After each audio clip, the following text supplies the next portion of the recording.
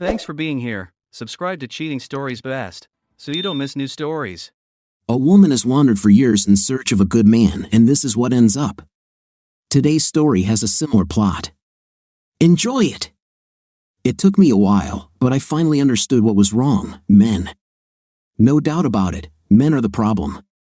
Sitting here in the shelter of the bus stop, smelling the old urine from the homeless people who sleep here when no one is around, I see all my mistakes crystal clear in the rearview mirror of my mind. I have about an hour, so I can tell you about this piece of my life. Right now, my life is not at all what I hoped it would be. In fact, it's now a complete failure. I had to seriously reconsider my lifestyle and relationships with people, but I'm still relatively young, so I have a chance to improve. My biggest mistake was trusting men to do the right thing. None of the men in my history made the right choice, truth be told. My idea of what's right is what's best for me, but apparently, neither of them understood that. My other mistake was believing that other women would act in accordance with the rules and principles that, in my opinion, kept order in life. The other woman in the story shouldn't have just stepped in and taken my toys before I was done with them. So now, I find myself on this awkward bus ride back to my parents, trying to rebuild my life in that rural town I was so eager to escape. I'm sure there will be gossip in this small town as soon as I get there. It definitely won't be the triumphant return I was hoping for, but it's not all my fault. I am a victim of circumstances. People are expected to behave a certain way towards me, and when they don't, I guess I don't make good decisions. Men have always said the same thing to me since I was a little girl. "Oh, Katie, you're so beautiful, I would do anything for you." My name is Katie because that's my name. I'm an apple in a world of pears, and that sets me apart from others. Being an apple means my breasts are bigger than my butt. Don't deceive yourself, look around, there are a lot of pears but not enough apples. However, my long, naturally straight blonde hair and crystal clear blue eyes don't hurt me either. My dad always said that I was born for great things and that I would be successful in life. At this point in my life, there was only one boy, Ralph Jenkins. He was the cutest boy in school and, therefore, in the city. I became attached to him in first grade and never let him go. He wasn't as driven as I was, but he always played his part. When we got to high school and I became a cheerleader, he had to make the football team or lose me. He didn't really like football, so I had to motivate him to succeed. He was a striker, so I just told him that when he got the ball, I would be standing under the goal, and anyone who stopped him from reaching me could ask me out. This spurred him on because Ralph loved me and didn't like to share. By his senior year, Ralph had more touchdowns than any other player in school history. He probably could have gone to college on a football scholarship, but that wasn't my plan. Right after graduating from high school, we got married and moved to California. Ralph was a very good carpenter and had a lot of part-time jobs around town, so he helped me put myself through college there. I earned an associate's degree in business and started working in a bank to gain experience. The first experience I had was that some people who worked at the bank spent more money in a week on lunch than we spent on rent. They wore nice clothes and drove expensive cars, not pickup trucks. In short, they lived the life I wanted. I spent a lot of time in school developing the right image and losing my southern accent. Now it was time for me to make my mark. I started asking Ralph to drop me off a block from the bank in the morning and pick me up a block away too, so that no one would ever see me get out of his old truck. Ralph was a good guy, and I loved him in my own way, but I never wanted anyone to see me in that truck. One of the bank employees liked me, and he began to help me become the person I wanted to be. I, in turn, helped him with a small problem that he had whenever he was around me. It wasn't that big of a problem. I didn't even feel almost anything when we had intim, so I didn't perceive it as cheating. I knew Ralph wouldn't take it that way, so I was careful that he never found out. Anyway, he started introducing me to the right people and finally introduced me to Smith Benson. Was he classy or what? This man has 2 last names, even his first name is a surname. In any case, I really liked Smith. He was an account manager for an entertainment representation firm. They have worked with all sorts of stars and athletes in a variety of fields. I didn't care what kind of field it was, as long as there were no crops growing in it. Smith drove a silver BMW, the most beautiful car I'd ever seen. He hired me as his assistant, and I no longer had to work as a bank teller. From the beginning, I knew Smith was interested in me because he was a man. I watched him succeed in trying to get into my pants, and I realized that no matter how rich and powerful he was, or how I thought he was, I had power over him. For the first few weeks, I kept things honest and businesslike, but I also had to be careful. If I made him wait too long, he'd replace me with someone who would give him what he wanted. I just wanted something in return. Every day, he took me to lunch at a new trendy restaurant, did my hair, and even started buying me clothes and things. I explained to Ralph that Smith was simply trying to ensure that my clothing and mannerisms did not attract unwanted attention in the company we kept at work. Ralph, the jealous little boy that he was, threatened to kick Smith's fifth place if he laid a finger on me. I think he followed us a couple of times while we were going to lunch, so I had to do something to throw him off the trail. Ralph still didn't like the idea of sharing me with someone else, mind you. One of Smith's mysterious clients came to us. She was an artist from France with a large number of fans worldwide, visiting the United States for her show. She planned to stay a month to complete her new works. This presented an opportunity. "What's on your mind, Kathleen?" Smith asked. "Where will Amanda stay when she arrives?" I asked in response. "We have a studio apartment rented for her," he replied. "Is there any carpentry work that needs to be done?" I asked again. "Well, there are a few little things that could be done." "Why do you ask?" he asked. "Because if you hired my husband for this job, we'd know exactly where he is and when, so we could be together without worrying about him finding us and causing trouble," I said. Smith called Ralph and invited him to a meeting in 2 days. They discussed all the details, and Smith gave Ralph the keys. They shook hands as Ralph left. Then Smith came to me and told me that I should pay him to hire Ralph. I knew exactly what he wanted. Everything had to be perfect. Smith got us a room in a motel on the opposite side of town from the apartment complex where Ralph worked. What was Ralph doing near the motel? You can teach a puppy not to go on carpets, but you can't teach a man anything. Ralph drove past the motel because it was close to the only Burger Queen restaurant in town. When he saw Smith's BMW, he waited outside the motel and saw us leave. Of course, Smith and I didn't know that Ralph had seen us. We thought we had managed to get away from him. Smith was pleased, and I was disappointed but also pleased. I was disappointed because, by that time, I had already cheated on Ralph with 2 urban types, and neither of them even satisfied me. Night with Smith was as boring as intimate with Mr. Jones in the bank. At least I could have both. I couldn't believe I saw Katie leaving the motel with that sleazy boss. She was probably too good for me now, Ralph thought.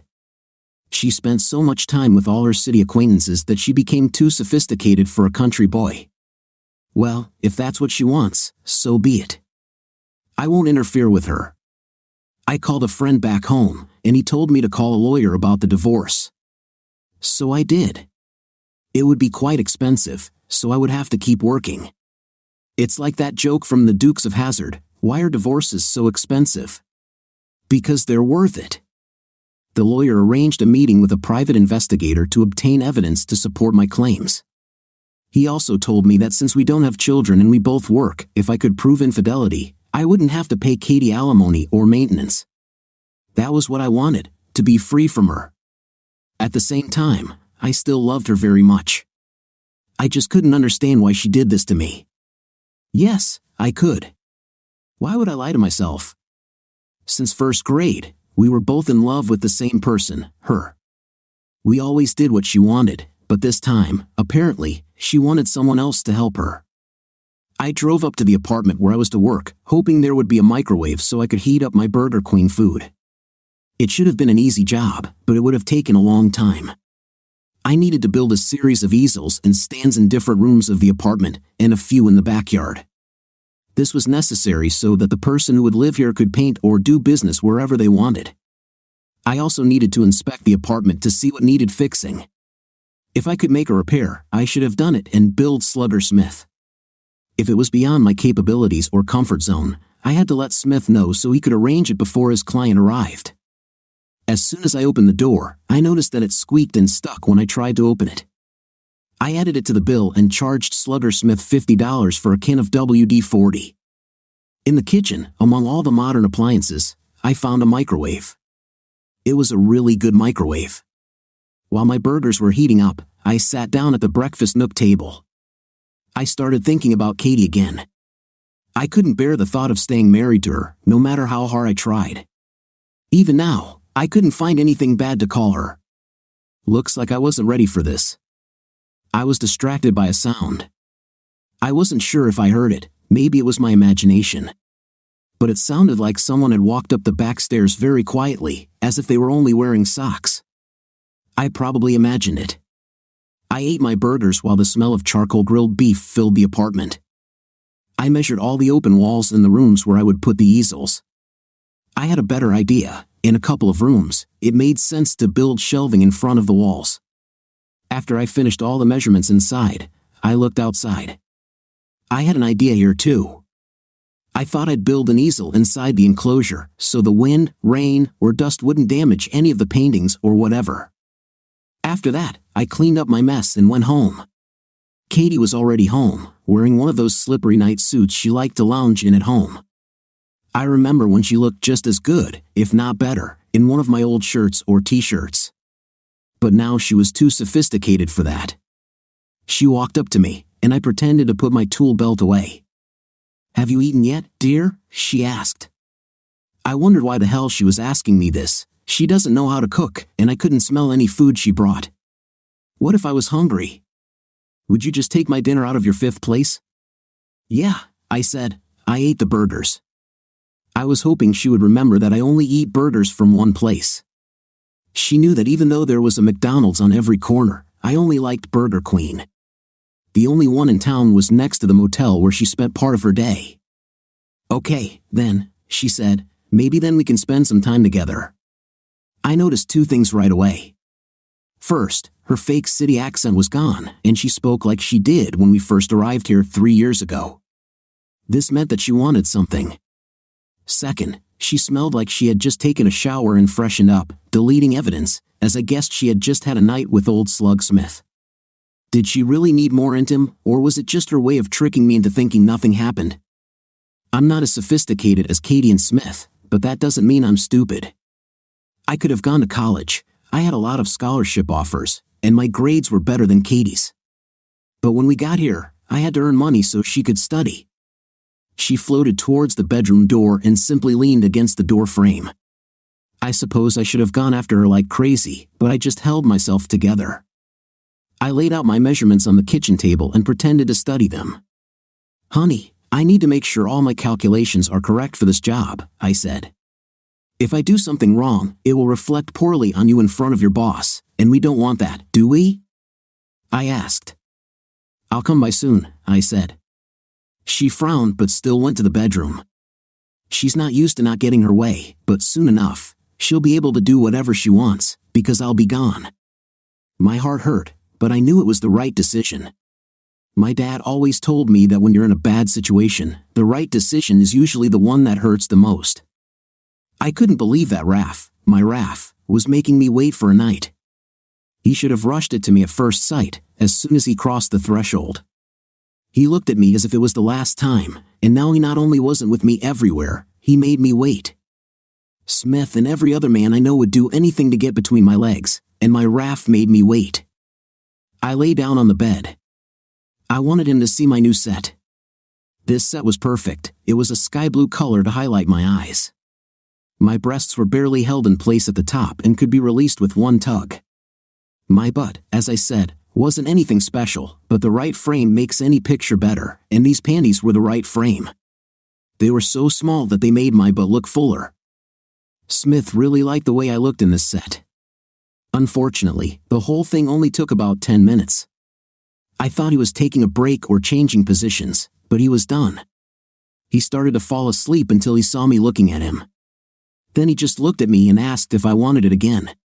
When I said, "Oh, yeah, I can hardly wait," he didn't realize I was being sarcastic. Damn, Raph needed to hurry up and get back to me.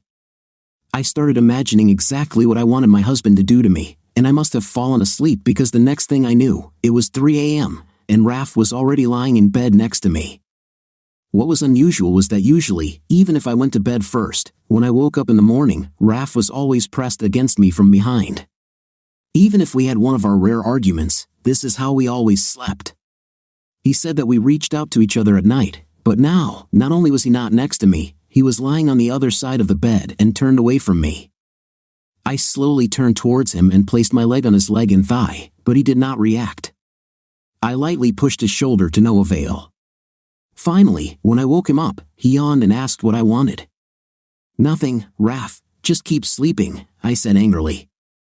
I'm not sure, but I thought I saw a smile flicker on his lips as he turned away from me again. This should have been a signal to me that something was wrong in our marriage, in addition to my actions, but I did not notice it. The next morning, when I woke up to get ready for work, Raph had already left. For the first time that I can remember, he didn't kiss me goodbye or say anything before leaving. It was one of those things that I could never wean him off of.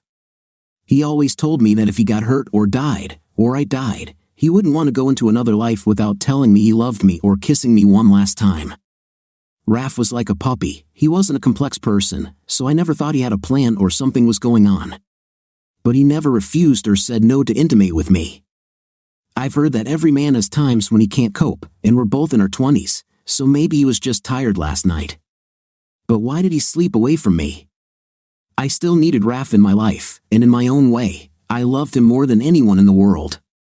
I knew I loved him much more than I felt for Smith, but Smith was my path to the life I wanted, and Raph would never know about him. I left the house as early as possible. I was really worried that Katie would want morning intim. It was strange that I could go from complete admiration to complete disgust in 24 hours, but here I was. What was even weirder was that emotionally, I still loved her very much and wanted us to fix it. But the thought of night with her, of touching lips with her, made me feel nauseous. So I ended up at the Home Depot near the apartment before sunrise. It opened at 6 a.m. I ordered my materials from the contractor supplies department and went for a coffee while my order was being prepared. I looked at their tools and bought new blades for my jigsaw and circular saw. When I finished, they called me to tell me my order was ready. I obtained receipts for all items to present to Smith for reimbursement, and then drove to the site. When I arrived at the apartment, it seemed to me that the light was on the top floor. I pulled into the driveway, and when I looked again, the light was off. I may have made a mistake about which block was lit. In any case, everything was dark now. The person Smith rented the apartment to wasn't due to arrive for a few more weeks, so no one should be here right now. I took out my keys and started unloading my materials. First, I moved everything from my truck into the large living room. Then, using the diagrams and measurements taken the previous day, I divided the load into smaller parts and moved each part to the room for which it was intended. The remaining materials for the outdoor deck were left in the living room. I would probably do the deck last, and I didn't want my materials to get ruined if it rained. After all this unloading and carrying heavy objects, it was time for a break. So I sat down to have some coffee. Perhaps I should have kept moving, because as soon as I sat down, my thoughts went back to Katie. I imagined her doing her best with Smith, which I am too simple and rural to even know. I remembered how when we first came to California, I had to work for a construction company until I got my license and could barely put food on our table and pay for Katie's school fees. That first year, every time she took another class, we ate tuna or bologna for a week or two so we could buy her textbooks. She was becoming successful and leaving me behind. I didn't regret anything I did or gave up for her. It just hurts so much to know that she betrayed me in such a way. I couldn't help it. Tears started streaming down my cheeks, and I had to bite my lip hard to suppress the urge to just burst into tears. Crying in a situation of extremely strong emotions is still normal, but sitting here and crying is no longer manly. My dad didn't raise weaklings, so I wasn't going to start crying now. As I wiped away my tears, I swear I saw movement at the top of the stairs. When I rubbed my eyes, there was no one there. I returned to the truck to get my tool belt and, surprisingly, felt better after the emotional outpouring. The vibration at my side scared me to death, and I almost jumped through the ceiling. It was just my cell phone. I looked at the display and saw that it was Katie, so I didn't answer. I needed to start preparing for a time when she would not be in my life. I didn't allow myself to think about where she was or what she was doing. In the end, I'll still find out everything she did and with whom. Before the end of the day, the private investigator was supposed to give me daily reports until we had enough evidence for trial. I started putting together a shelving unit in the living room the way I designed it. The shelving unit could support canvases and frames of almost any width or height.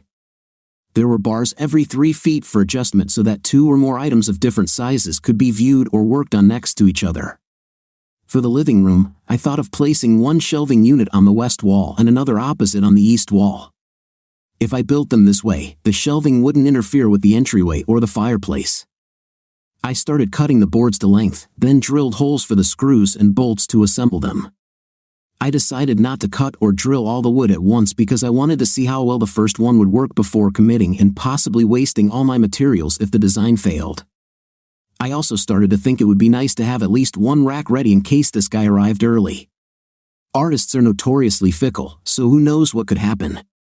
It was almost lunchtime, and I knew where I wanted to go, back to Burger Queen. Damn, those burgers were amazing. So I got into my truck and headed to the ordering machine.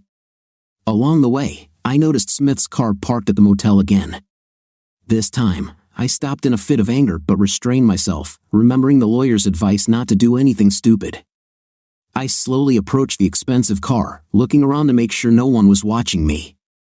I took a sharpened awl out of my tool belt and punctured both rear tires. Then I walked forward and deflated both front tires. I knew it was a childish thing to do, but I felt much better. Then, using the same awl, I scratched deeply into the side of the car. I got in my truck and drove away feeling better. I ordered a regular at Burger Queen and decided I would have to order less from now on. Too many burgers and I'll have a hard time finding a replacement for Katie when the time comes. While I was there, another thought popped into my head. The damage I did to Smith's car would have affected him in much the same way that having to go out and buy those burgers had affected me. It was a minor inconvenience, but nothing more. This realization cooled my anger and took the wind out of my sails. I traded the girl I'd loved since first grade for a few scratches and slashed tires. When I returned to the apartment, I was on the verge of tears again. I always felt like there was something wrong with me, that she treated me like that. I now realized that they only gave me this job to track my movements during their meetings. This could get very nasty very quickly. There was really nothing I could do to save our marriage. Katie always strived for a better life she wanted, perhaps even needed, things that I could never give her. The fact that I loved her and loved only her didn't matter, and in Smith, she found someone who could not only provide those things but was also the person she really wanted. The only thing I could do was get out of the way. I really thought I had experienced the worst of it yesterday, but here it is again, only worse. I'll never get her back. It was like someone just pulled up with a truck full of concrete and then dumped the entire load on me. I fell to my knees and just sobbed. Every emotion I've ever felt just poured out of me. It was the most desperate sadness I've ever felt. Time lost its meaning. I was absorbed. I had heard people talk about wanting to die when a loved one passes away or leaves, and now I know how they feel. It was as if everything was moving slowly, every action, every thought required my consent, and I saw no reason for it all. Should I breathe in? Why? Why don't I just stop breathing and end the pain? If I died, maybe she would understand why I just gave up on life and would sympathize. Maybe everything would start all over again, and she would never have hurt me like that. Maybe she was just a soulless snake who never loved me and never will. She might just laugh at the news of my death because it would save her and Smith the trouble of getting rid of me or divorcing me. My death would be the last gift I would give her.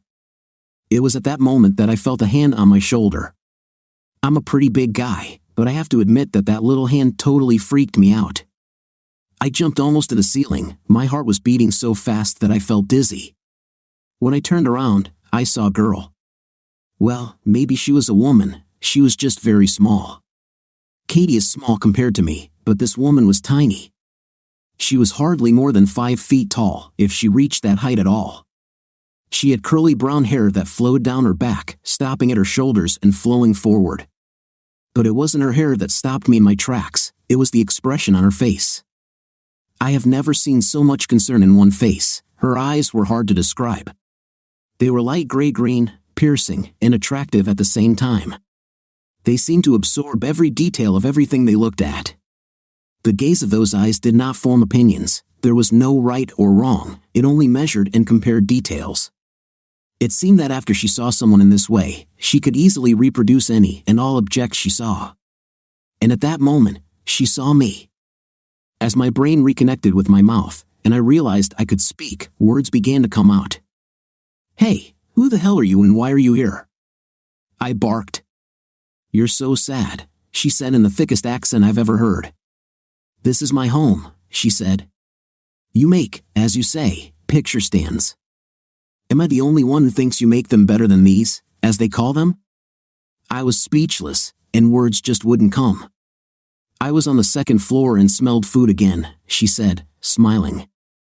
"I wanted so badly to just come down and eat with you, but no one must know that I'm here.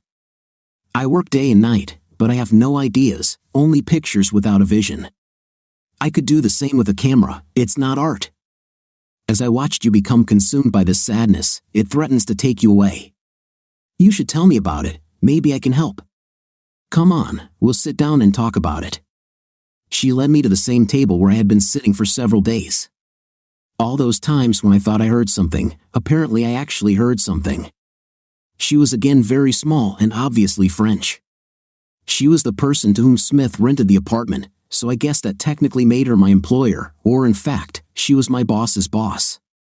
She was nothing like that man Smith. She seemed really nice, caring, and attentive.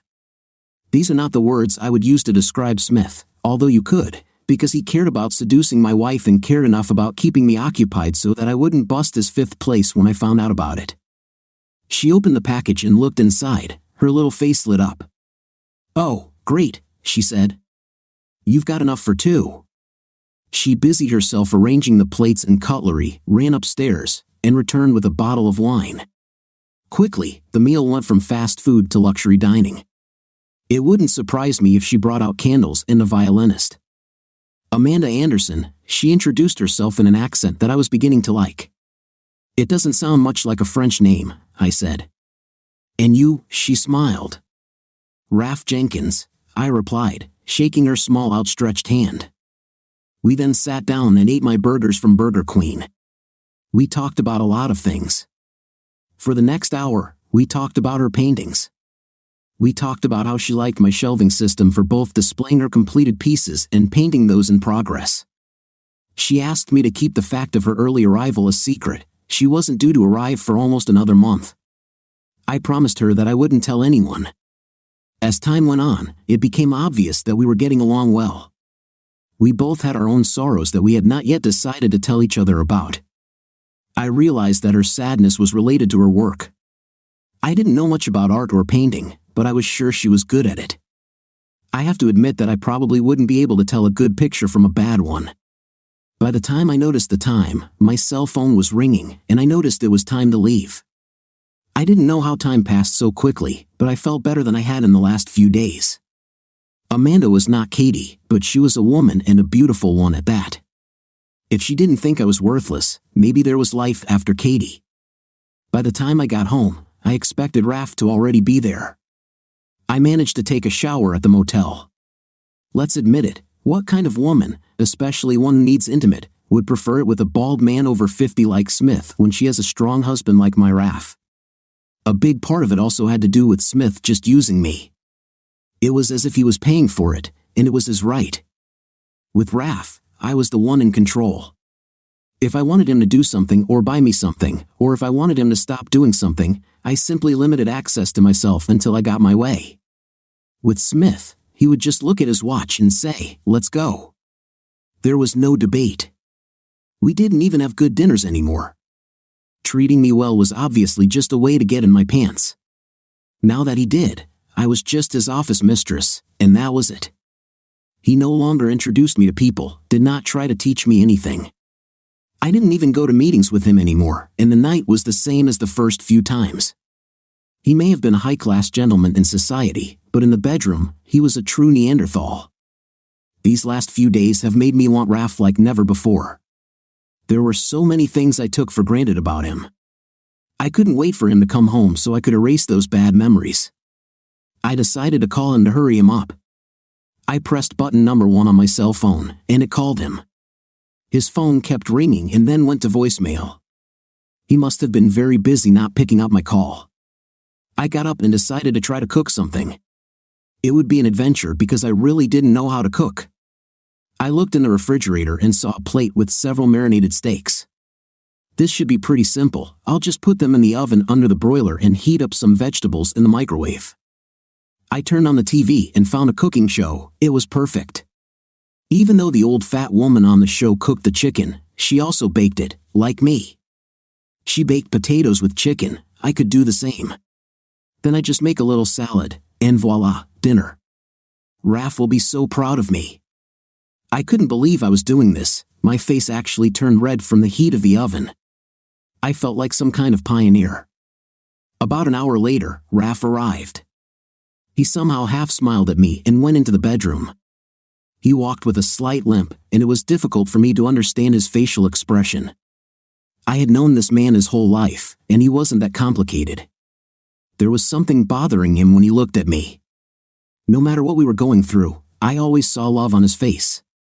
When my dad told him he was disappointed that I chose some ex-athlete carpenter to spend my life with and I didn't say anything to protect him, Raph looked a little sad, but I could still see the love in his eyes. It was always there, even in the worst conditions. But now, when I looked at him, I saw only pain and sadness. Somewhere in the back of my mind, I knew something was wrong. "Raph, dear, are you hungry?" I asked. "I made us dinner," I said proudly. "Smells good," he replied quickly. I fell down the stairs and hurt my back. I had to go to the emergency room. They gave me some pain pills. They made me so sleepy that I could barely drive home. "I'm going to go to sleep," he said. He then disappeared into the bedroom and closed the door. I turned off the oven and didn't know what to do with the food, so I just left it on the counter. Raph will deal with it later or tomorrow. We've had an intimate in worse conditions, so I'll just wait until his pain subsides, then he'll want me. I walked into the darkened bedroom and crawled under the covers. I was already starting to get excited in anticipation. I turned to Raph to kiss him and found myself looking not at his face, but at his legs. I shook him, and he groaned.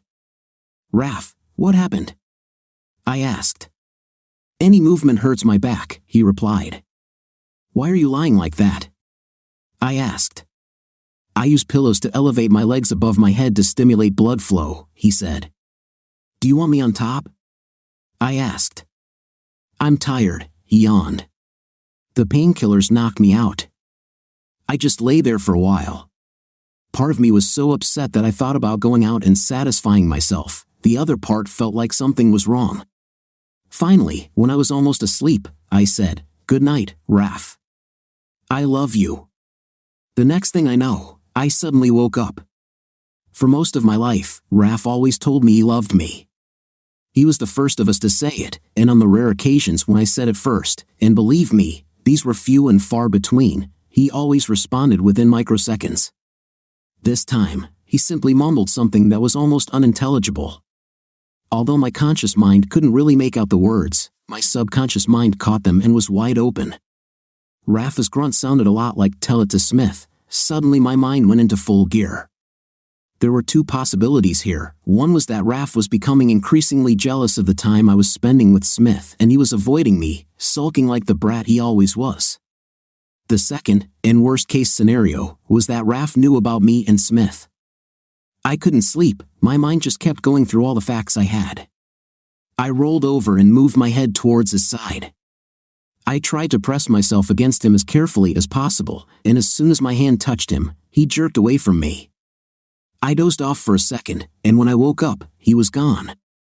He couldn't leave for work. It was only 3 o'clock in the morning. I finally found him stretched out on the living room couch. I went back to bed but set the alarm to wake me up early in the morning. I woke up at 6 a.m. and found that he was already gone. I still didn't know if he knew or not, but he was definitely avoiding me, and it wasn't nice. I went back to sleep and woke up at my usual time to get to work by 9 a.m. When Smith arrived at 10 o'clock, I brought him his morning latte and scones and waited to talk to him. Smith drank his coffee and looked through the financial pages. I should have just waited for him to finish. This was another one of those things I didn't like about him. His needs were so much more important than anyone else's. Is this how I felt about Raph? I never realized before how much he must love me to put up with this. Is there something we need to talk about, my dear? He said. I think Raf knows about us, I said quickly. Okay, he said. This should help speed up the process. What? I said. Yes, that means you can divorce him when the time comes and be with me. We are similar in many ways, he said.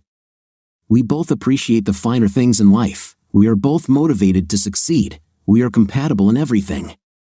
We belong together, he said.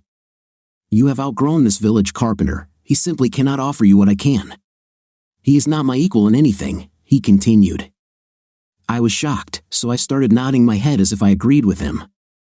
As I walked back to my desk, I needed to think about it. What Smith said would have made my father happy, and until yesterday, it would have made me very happy. My father always thought Raf was inferior to me, but Raf never showed me anything but love. He constantly sacrificed to be with me. Smith kept me close as a convenience. I was Raf's whole life. His world revolved around me. Smith's world was centered on himself, and he sometimes took the time to have a night with me. Raf never stopped curling my toes. He made pleasure a priority for me whenever we had intimate. Until a few days ago, our nightlife was everything I wanted. Smith was never able to satisfy me.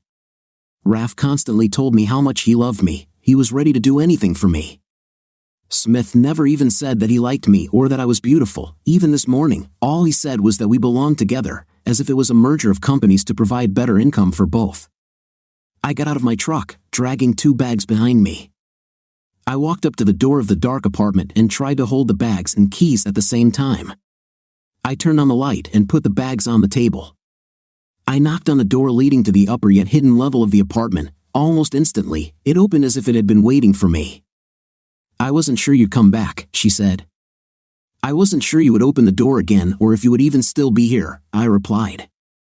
I have to trust you, she said, stepping into the kitchen. What do you have here? She asked. Honestly, I don't know what you usually eat for breakfast or what you ate while you were hiding here, but I brought you this, I said, pointing to one of the bags. She opened the package and smiled. I brought her a double mocha latte and a croissant with a choice of toppings she could add. She almost doubled over in laughter and looked into another package. She looked at my McLean breakfast in disbelief, as if it might jump off the plate and bite her. She also smiled when she smelled my strong black coffee.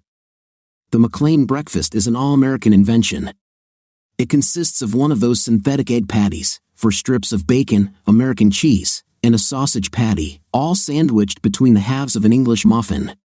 Most people get fat just by looking at one of these. Eating one was like having your arteries completely clogged with fat. The McLean breakfast is why America is so fat. There's nothing like it at Burger Queen. She shook her head at the decadent sandwich. Then she ran around the kitchen, turning on the lights and arranging the plates, just as she had done the night before. For some reason, she took out knives and forks and 2 cups. She then ran upstairs again and came down with a small bottle of orange juice. She took glasses out of the cabinet while I sat there in amazement, watching her run again and again. I looked at her carefully. Seeing her in the bright light made me realize several things. One of them was that she was a truly beautiful woman, not in the sense of California or Vegas blondes with silicone. She was just a truly beautiful woman. She was the type of woman who, as she grows older and gets wrinkles on her face, doesn't have to worry about it because all these supposed flaws will add to her character. Instead of running to the nearest plastic surgeon for Botox, wrinkles and imperfections will add to her beauty. From her curly hair to her wide-set eyes and upturned nose, especially her lips and mouth, she was a true beauty. I could spend hours describing her smile, the mischievous way that one side went up and the other slightly down at the same time, or the way she pursed her lips to express joy and bewilderment within moments of each other. Despite her small stature, she was very proportionate. Her proportions created the illusion of size where there was none. Her breasts, measured by volume, were nowhere close to Katie's but appeared larger on her small frame. I've always heard about the incredible legs of French women, and the reasons why they say it's because they walk instead of drive or because they climb the stairs of the Eiffel Tower, but I've never seen legs like these anywhere else. And at the top where they met was the most perfect but I had ever seen. Next to this woman, my Katie would look as big and clumsy as a cow, and it's unlikely that it would even be comparable. Again, I marveled at how she turned the items I brought into a feast rather than just food, and seemed to enjoy it. When we sat down opposite each other, she quickly lowered her head for a few seconds and then raised it, smiled, and began to eat with appetite. I looked at my plate. She ruined my McLean breakfast. She cut it in half and divided the ingredients into 2 breakfasts. We both had a couple of pieces of bacon, half a patty, an egg scone, half an English muffin which she spread with jam. We also had a small glass of juice and a cup of my strong black coffee. "I hate this sweet fake coffee you brought," she said. "It tastes like crap. Why are you drinking it?" "I don't drink it," I said, "but people here think that's how they drink it in Europe." "I need strong black coffee when I work," I said, taking a bite of bacon. She reached for one of my pieces of bacon, and my hand reached out to stop her. When our hands touched, an electric sensation passed through me from the contact. She smiled again and then playfully took my bacon. "We'll split it," she said with mischief in her eyes. "Wait," I asked, "why are we sharing my bacon?" "Because, Raph Jenkins, I already ate mine," she smiled. I've never heard my name sound so nicely. When she said Ruff Jenkins, I understood why my mother gave me that name. The only woman I've ever been with in my life was Katie, and she never affected me like that. The thought of Katie lowered my mood again, and Amanda noticed it. "What are you going to do while I'm working today, Ruff Jenkins?" she asked.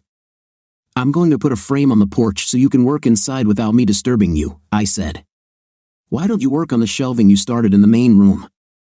That way, we can talk while we work," she said. "That would be good," I said, surprised. I always imagined that artists would be moody and aloof like that scoundrel Smith. Amanda seemed so level-headed and down-to-earth that it was hard to imagine her as a famous artist. I went out to my truck and brought my tool belt and toolbox. I brought the necessary things into the living room. As I began to work, I noticed that Amanda had already taken out a canvas from somewhere and was quickly adding shapes to the empty canvas with a small brush. It was mesmerizing, and I thought I could look at her forever. She seemed to alternate very precise and neat strokes with wild and disorderly ones. Again, this was not the behavior or style I would expect from a famous artist. I was afraid to turn on my saw, thinking the noise might distract or scare her. When I saw her sit down in front of her canvas and look at it, I raised my hand and pointed at the saw. She smiled and nodded that this was normal. She came over and watched me line up the pieces and then saw them. We started talking, and she told me why she came earlier. It turned out that she didn't like the work she did for the exhibition. They were simply repetitions of what she had already done. She didn't find them inspiring and felt like she was just selling herself. Buyers and collectors would, of course, be pleased because she painted many Amanda Anderson-like paintings, but she felt she had to forge a new path and continue to explore her art. So, she arrived early to revisit her new work and try something different, hoping the change of location, culture, and environment would get her creative juices flowing. In turn, I told her about my fictitious marriage. I left out the names, not sure how she would react to learning that her agent was sleeping with my wife. She was very sympathetic. It was really cathartic for me to talk it out. I didn't tell anyone about my situation except the lawyer and the private detective. When noon arrived, we went to have lunch. We found a cute little restaurant by the river. Oddly enough, despite its quality, I would be hard-pressed to eat at Burger Queen again. Amanda, as expected, was great company. She made me laugh and pointed out several differences between life in her country and hers. This continued for the next few weeks as I spent my days in the apartment with Amanda, turning it into the perfect studio for an artist. At night, I would get home just in time to crawl into bed and then be up before Katie woke up and out again at first light. The few times we did run into each other were hellish. Katie argued that we needed to talk, and I argued that I was too busy or too tired. Finally, 2 weeks before Amanda's exhibition, she officially arrived in town. She told Smith after the inspection that she really liked the apartment and the shelving system, as well as the outdoor shelters for her work. She also asked that the foreman in charge of the work be present because she had changes and ideas that she wanted him to implement. Smith told her he would take care of it. I was excited about this because it meant that I would spend more time with Amanda and that we could go places without worrying about anyone recognizing her. Little did I know that my bubble of happiness was about to burst. I received a call from Smith asking me to meet him at his office. I already knew what it would be about. He was going to ask me to do the job Amanda requested. What I didn't expect was that when I arrived early, I found Smith with his hand up Katie's dress. Even though I had DVDs and pictures of them together, seeing it in person was different. I really thought all my emotions about their relationship were under control.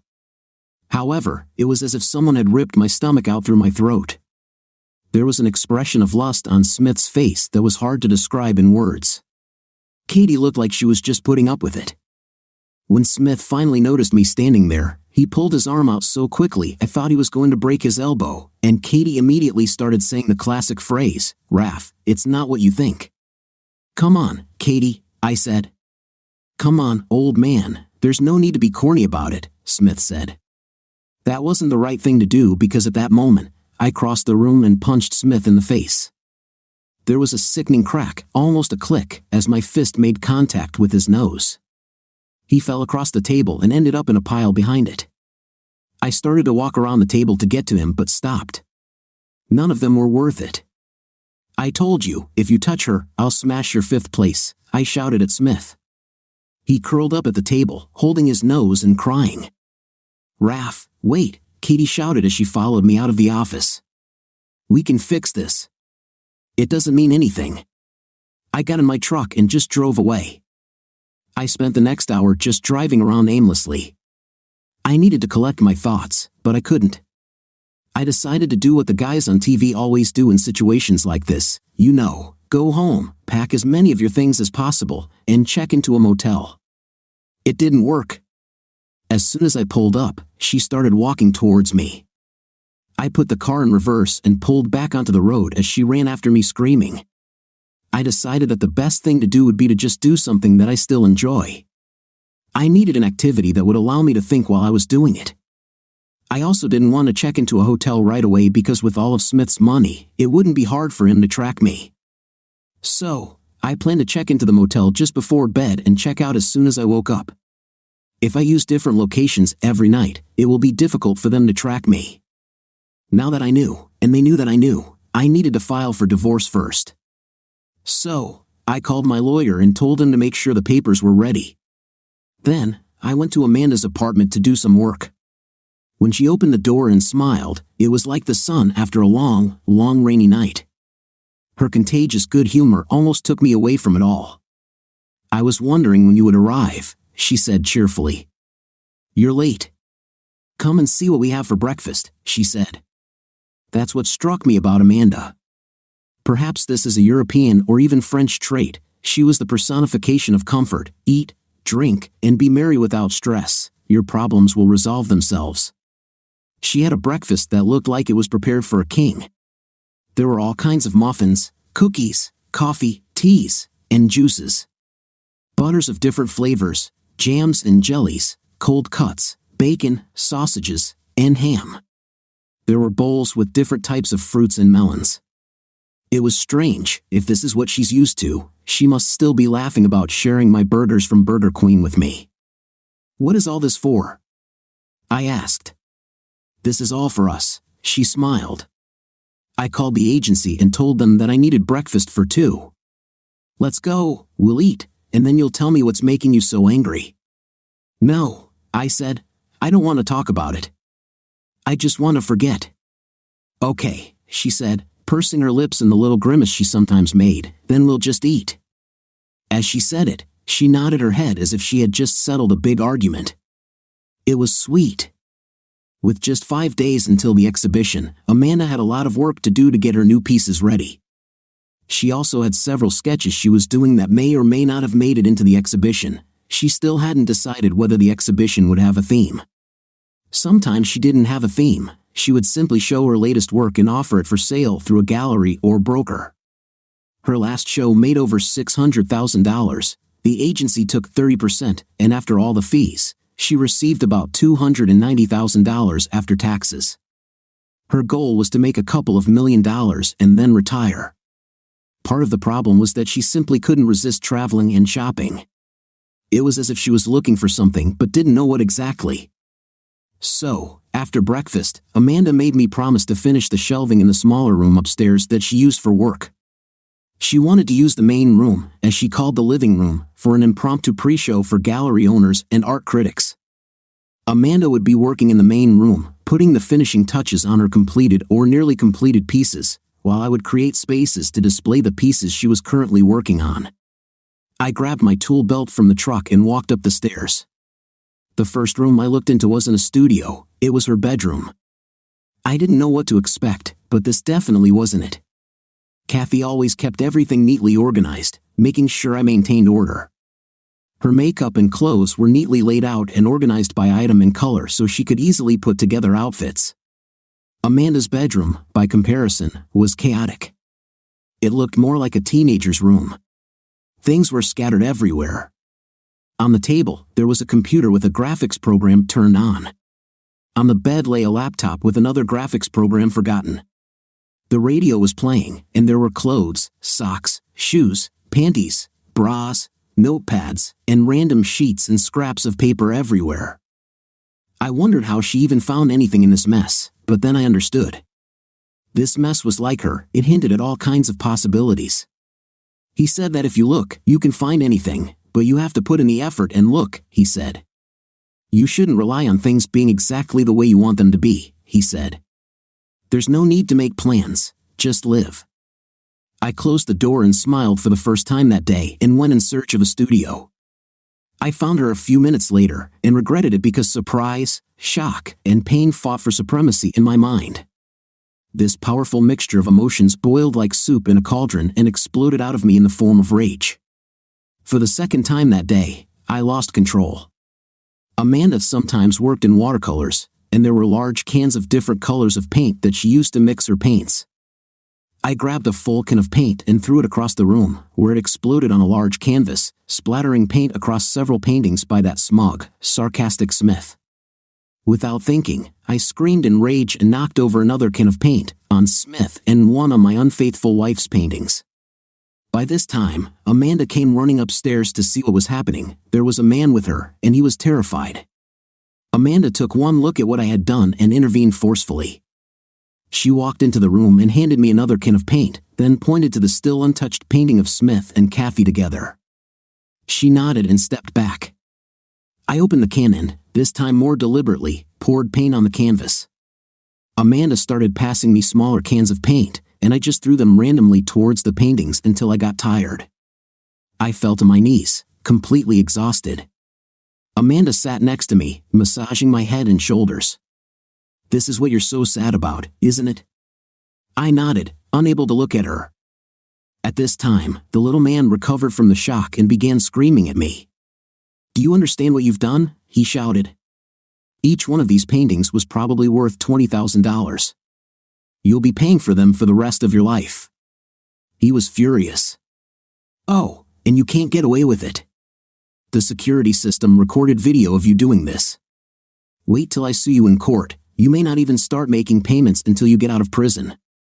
Why are you so angry? Amanda asked calmly. These are my paintings, not yours. She said, there will be no trial, no charges, and no payments. And if all you care about is your commission, perhaps we can work out a deal so you don't have to worry about getting paid for any of my work in the future. You may not have noticed that I ended up helping him throw the paint, but the little man began. You're just leaving, Amanda finished.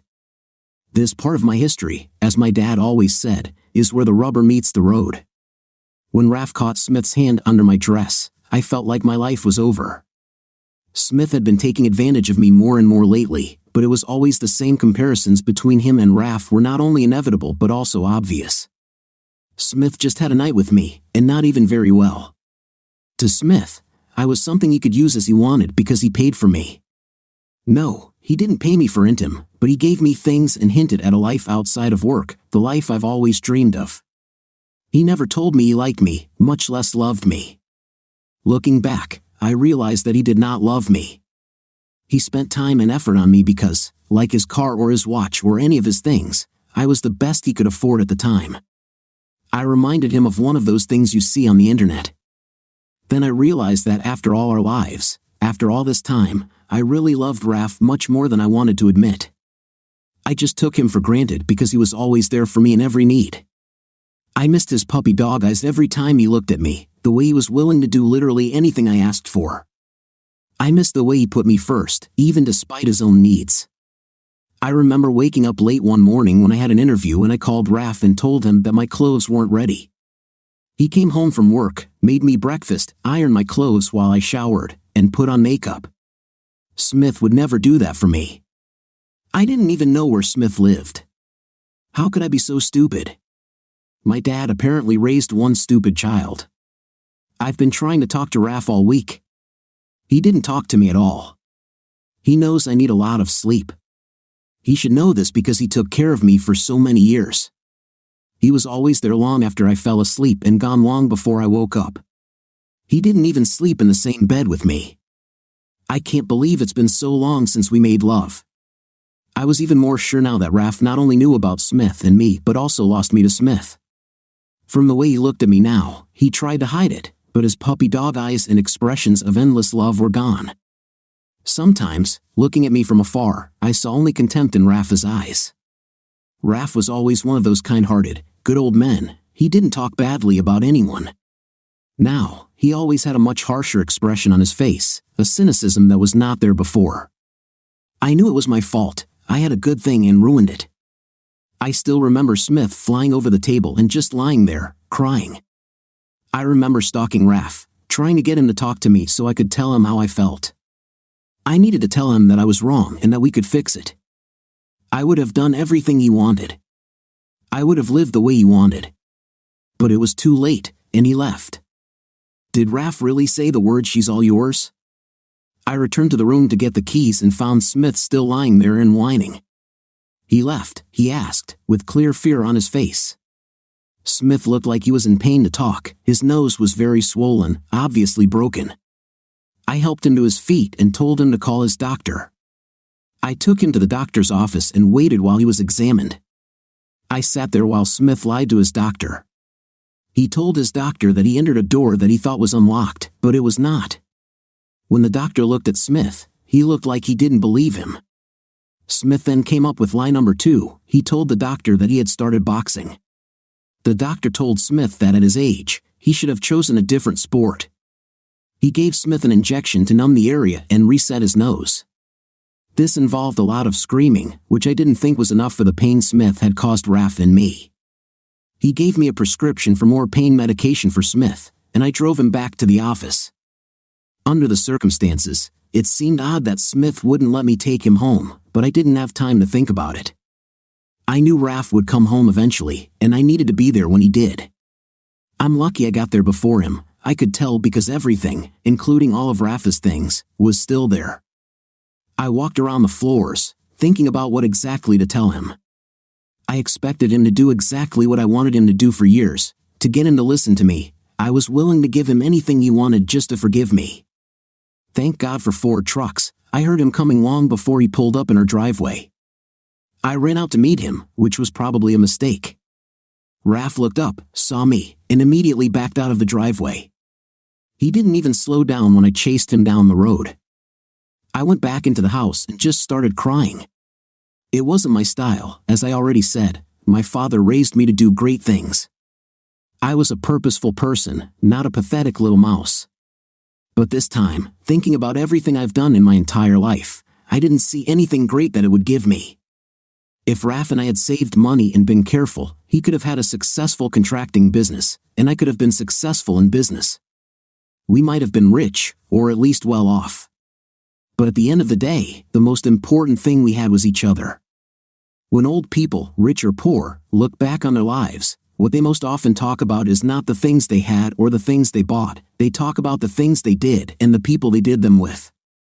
In trying to seize the life I wanted, I almost lost the person my life with would mean the most to me. The people Smith introduced me to, rich and important people, didn't really accept me as one of them, as an equal. They accepted me as an employee of Smith. I don't think any of these men or women would recognize me again if they ran into me. Maybe men would recognize my breasts. They spent enough time talking to them and looking at them. So why do I need them? I don't need them. I needed to talk to Raf, to start rebuilding our lives. I looked at the clock. More than 2 hours had passed, and I couldn't believe I spent so much time crying. I needed to come up with a plan to get my man back.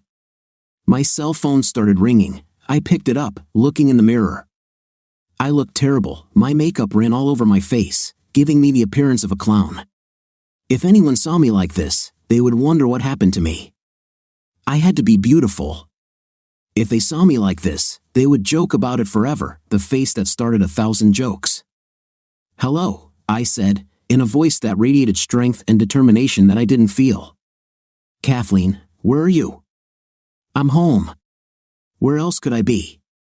I answered. It was, of course, Smith. "We have a problem." "Something happened to Amanda," he said. "I'll be right there," I said into the phone. This gave me the chance I needed to get away from Smith. I wanted to make it personal. I wanted to be professional about it. I also wanted to take any emotional involvement out of it. I assumed you would want the same, so that all this remains secret. After all, he had a reputation to take care of, as well as the fact that having an affair with a married subordinate couldn't be good for his career. When I arrived at the office, it was all I could do not to laugh.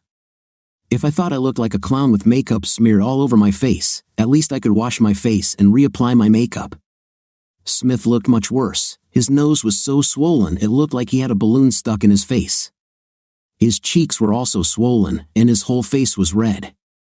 Hoping to maintain a professional decorum, I restrained my urge to laugh. "What happened to Miss Anderson?" I asked. "Her personal manager called me and said something about some bully who destroyed some of her things," Smith said. "I called her before I called you, and she said everything was working out to her satisfaction and everything was fine," he said. "If everything is fine, why the hell did you make me come here?" I exclaimed. "My marriage is on the verge of divorce, that's why you should be here," he said. "If you want him back, although I can't imagine why you would, here's what you need to do," he told me. "You need to threaten him with divorce, really scare him to death and make him crawl back to you. If you show force, fool him into thinking that we will be together, he will come running back with his tail between his legs. Then you can dictate the terms of your marriage, not the other way around," he said. In my weakened emotional state, his words seemed reasonable to me. I didn't even notice that he said fool him into thinking we'll be together. "Above all, we need to keep this a secret until the end of the show," he said. "If the show goes well, I'll move up the ranks and you'll be with me," he continued. "But shouldn't I hire a lawyer?" I asked weakly. "No way," he said, as if in shock. His reaction to this question itself should have raised alarm bells, but it did not. "We need to keep this a secret," he said. "And don't worry, he can't do anything. He has no proof of anything, he only has what he saw or thinks he saw. And if he presses any charges, I'll just accuse him of assault and use you as a witness to force him to give up the divorce," he said confidently. "Then, after the show, when that little French girl leaves the country, the three of us will sit down and discuss it calmly. I'm sure we can come to an agreement somehow," he said. After I had time to calm down, I realized where my anger was leading me. We sat on some loungers on the deck, facing each other. Amanda amazingly gently massaged my temples with her fingers. It felt wonderful, and I didn't want her to ever stop. "Amanda, I'm so sorry," I said. SHH, she replied. "If it takes forever, I'll pay you back," I said. "Any condition you can think of," I said seriously. Amanda looked into my eyes. At that moment, I swear I thought she was going to kiss me. Then there was a soft knock on the door, followed by a very feminine voice. "Oh, there you are, honey." "I was looking for you," he said, standing in the doorway. Looking at us and smiling was the biggest man I've ever seen, and he was probably gay. He walked towards us, and Amanda stood up and hugged him tightly. How jealous I was, Victor won. "Meet Rafe Jenkins," she said happily. "Now I understand why you were hiding," Victor said. When he spoke, he looked at me, and I had a desire to dress warmly, although I was fully dressed. "What do you want to show me?" he asked. "Show me something new and exciting, shiny." Amanda and Victor went into the living room and looked at her work. I followed them, watching, feeling that Amanda and I still had a lot to talk about. He silently moved from one picture to another, examining them from top to bottom. He seemed to give each no more than a cursory glance. He said, looking quickly at the landscape. Yeah, he said, looking at what I thought was a beautiful picture of two small children. Well, he said, you drew them. There was a mocking expression on his face that told me he didn't like it. What do you think, Amanda? He asked. Well, honey, like I said, you drew them. That in itself will get you a lot of money from rich idiots who think they can have art, Amanda said. But between you and me, dear, just looking at them bores me, and not in a good way. He was silent for a moment and then spoke again. It's like when aging rock stars can't come up with anything new and release a greatest hits album, sometimes even when they haven't had any hits. It's like trying to make money before they go off and become music teachers, he added. Do you have anything else? He asked in a dubious tone. Something new and original? Well, I was working on a series of character studies, but they were irreparably damaged and probably won't be restored, Amanda said quietly. Any chance you could just redraw them? He asked. Well, if you look at them, I'll think about it. But no, I think the topic is too sensitive on a personal level, she said. If I hadn't realized that I had fallen in love with Amanda before, it was obvious now. This guy was some art critic who, although he was supposed to be her friend, told her almost the same thing he told me. He thought her work imported from France was terrible. Oh yes, they were good paintings and they would have sold for thousands of dollars, but they would have done nothing to enhance her reputation as an artist. Even knowing this, she almost refused to redraw the work above for fear of hurting me. And even as she said this, her gaze crossed mine. If you like them, if you think they're good, she'll redraw them, I said quietly. Well, honey, let's see, he said loudly as he passed us with his massive figure. He looked at both of us in turn and then raised his hands between us as if he was cutting something or doing a karate chop. Amanda and I looked at each other, both confused. She shrugged in the universal "I don't know what that meant" gesture. We followed his massive figure up, with Amanda leading the way to the studio. As we reached the top, Victor entered the room and slowly surveyed the destruction left behind by my rampage. He walked slowly around the room, stopping and fixing his gaze on certain objects. Then he stepped back, almost pushing us out of the room. He shook his head no and looked at me. I looked sheepishly at my feet, shoving my hands deep into my pockets. Why didn't you show me this first? He asked excitedly. Amanda, you have to find a way to accurately reproduce this room, he said enthusiastically. Rage, raw emotion, angst, just pain, he practically screamed. The only pain I understood was the headache his voice gave me, I thought. This is what you need, girl. This is it. Obviously, you did something for this, he said, pointing at me. You don't hit her, do you? He asked. Of course not, I replied sharply. Why did you even think that? Amanda asked. Well, honey, there's such tension between you two, you can feel it, he said. So, I thought maybe you two had a fight and this was the result. Be sure to do your next set of paintings after makeup intimate. Can I bring the camera crew here to start taking photos for my article, or will you give me exclusive access before the show? He asked excitedly. Before the show, Amanda said. We have things to discuss and decide. Victor waved to us and headed for the door, muttering loudly as he left. Amanda just stared at me as I stood there like a deer caught in headlights. I didn't understand anything about what was happening and hoped that she would explain it to me. But as always, Amanda just looked at me and then very carefully walked back into the room and looked around. Every detail of the room was subjected to her careful gaze. She then ran out, ordering me not to move. She ran into the jungle she called her bedroom. Then I heard things flying around the room as her voice shouted excitedly in a mixture of English and French.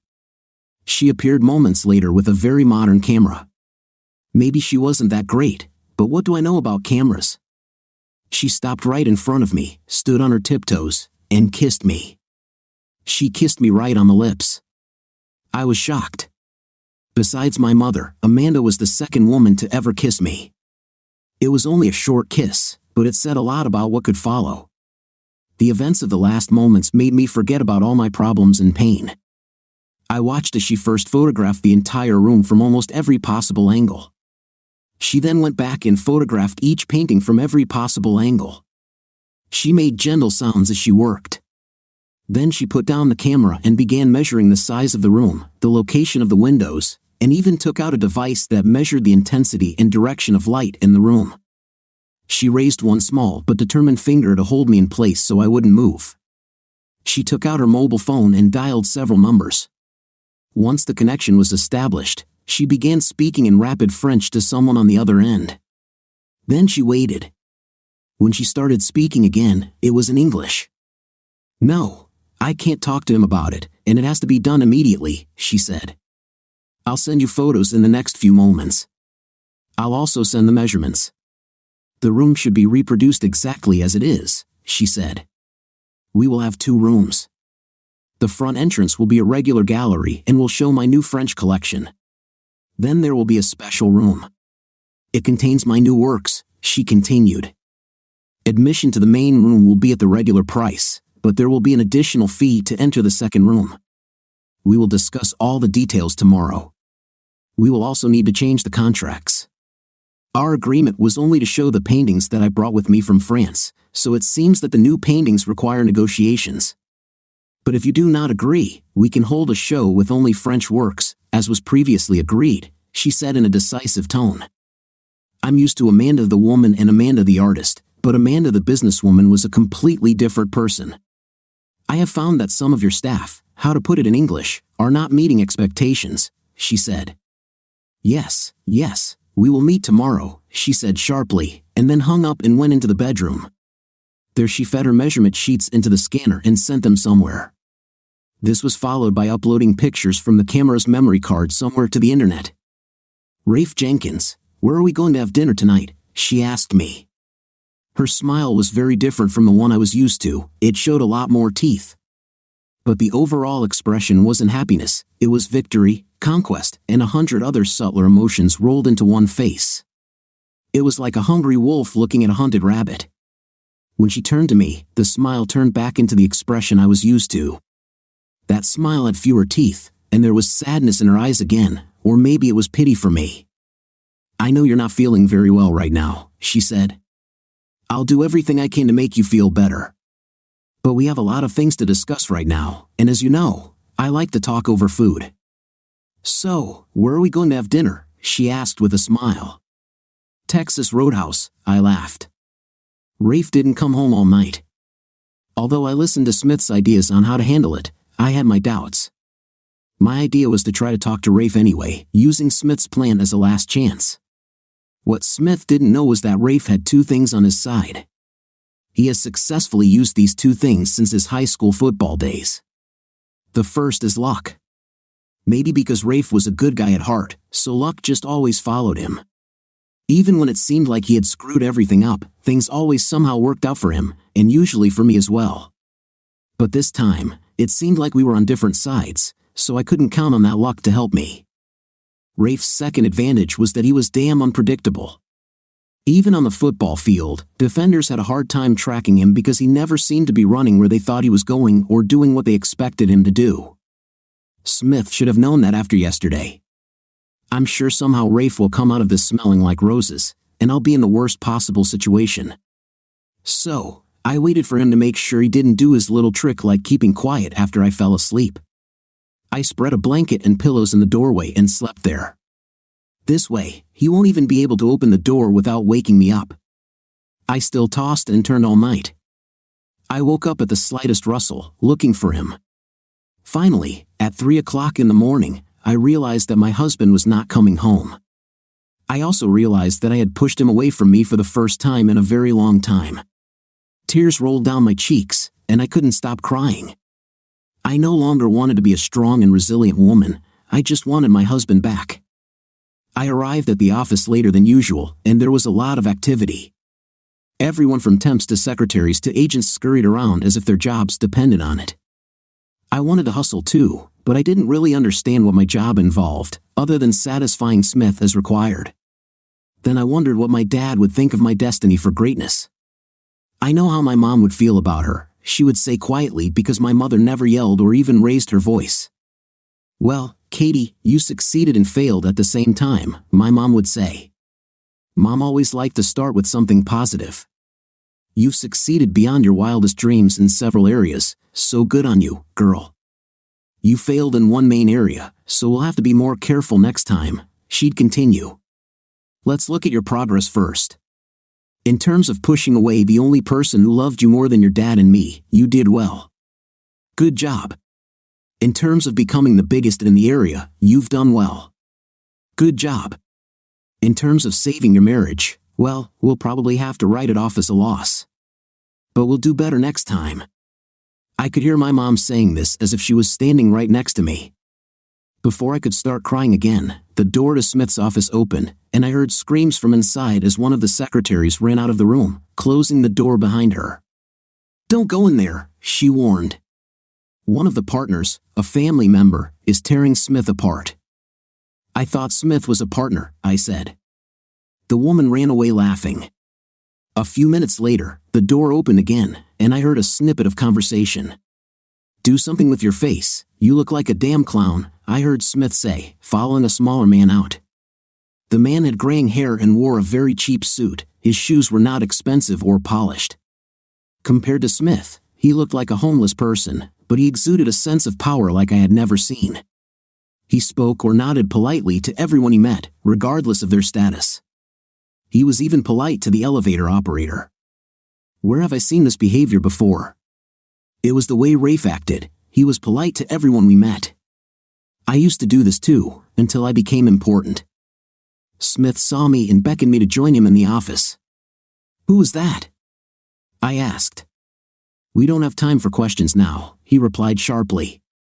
Something serious happened with Amanda, and as her representative from the agency, I should have known about it first and dealt with the problem.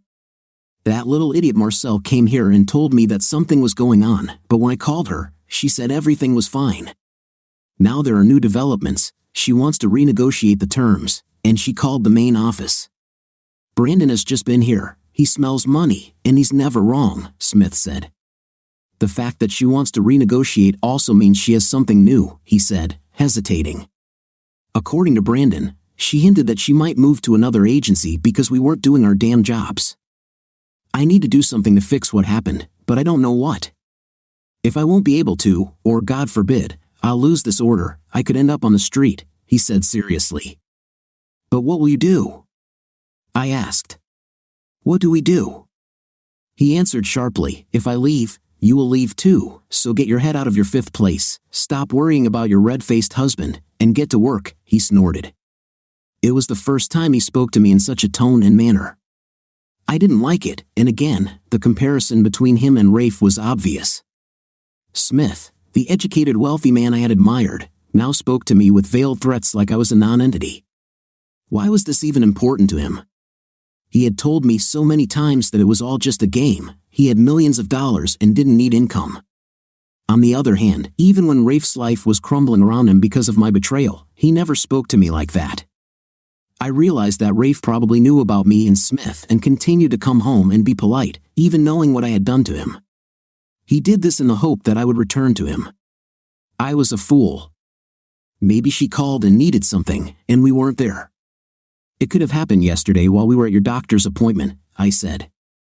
Yes, said Smith, it is quite possible, and this is an angle we can use, he said, trying to smile. My face might even help us. I'll go to her and let her see me like this. She's not like you, she's a woman, so she'll sympathize, he said sharply.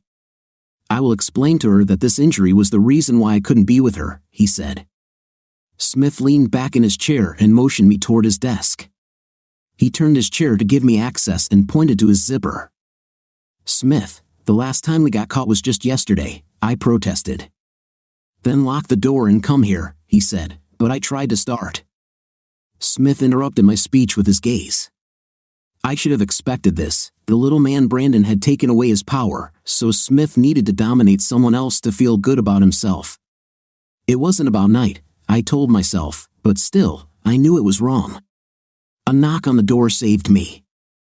I quickly walked over and opened it. The woman from earlier burst in, carrying some papers. That's all I got, she said excitedly. Looks like she has a new concept and a partner for something very radical. How radical can painting be? Asked Smith. I don't know. They don't give you the information, the woman said. That is, they don't give you the information, Smith replied sharply. No, when I mentioned your name, they went silent, the woman said. Before that, everyone was excited and talking.